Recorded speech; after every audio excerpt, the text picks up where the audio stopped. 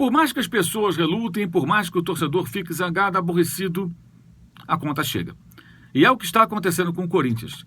Desde 2015, jogadores importantes deixam o clube. E ainda assim, os corintianos comemoraram o título brasileiro daquele ano, sob o comando do Tite, ainda com um elenco muito caro, mas que não recebia em dia.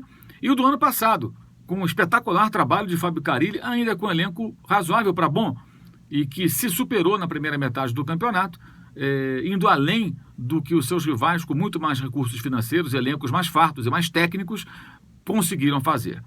Mas essa história um dia teria que ter um fim, né? Porque sem dinheiro, sem contratações e perdendo jogadores importantes, como um clube pode suportar brigar entre os principais, entre os maiorais? Isso é inevitável, a queda é inevitável. E é o que está acontecendo. O Corinthians, só nesse período pré-Copa, já se viu sem o Maicon, sem o Sid Clay, sem o Balbuena e agora o Rodriguinho, que vai para o futebol do Egito. Ou seja, jogadores saem rapidamente, como já aconteceu em outros momentos. E a reposição, obviamente, sem dinheiro. Com dinheiro já é difícil contratar hoje em dia bons jogadores, de volta, ainda mais sem grana. O que chega são jogadores de nível técnico inferior. Além disso, o técnico também foi embora, né? O Osmar Lois substituiu o Fábio Carille, que foi para a Arábia Saudita. Então são muitas baixas, né? Além do próprio Carille, alguns profissionais do departamento de futebol seguiram o seu caminho, da mesma forma que Tite também levou uma turma com ele quando foi para a seleção brasileira há pouco mais de 2 anos. Então são muitas baixas de jogadores, de profissionais do departamento de futebol, falta de dinheiro para contratar, um estádio que não era para ser daquela maneira, um estádio tão caro, que enfiou o clube numa dívida muito grande, aparentemente impossível de ser quitada. Ou seja, o Corinthians vive um momento curioso, porque as suas grandes glórias aconteceram nessa década, né? As conquistas dos títulos sonhados e de mais alguns brasileiros. Se transformou no time com mais títulos nacionais desde que o Campeonato Brasileiro foi instituído em 1971 oficialmente, né?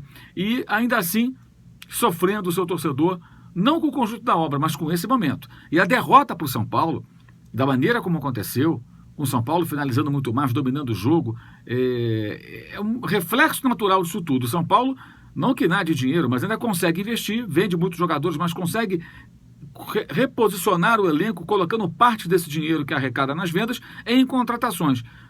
Montou uma equipe mais competitiva, tem agora um técnico fazendo um bom trabalho, o Diego Aguirre, e se impôs naturalmente diante do Corinthians, que foi uma presa fácil.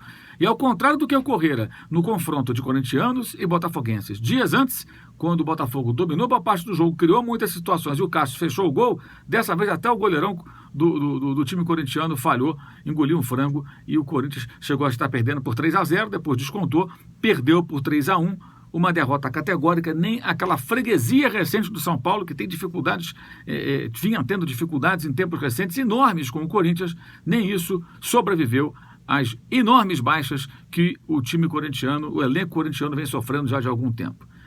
É algo que aflige o Corinthians, eventualmente outros clubes, e mais alguns que cedo ou tarde, inevitavelmente, vão passar por situação parecida com essa vivida pelo campeão brasileiro, que é o Corinthians.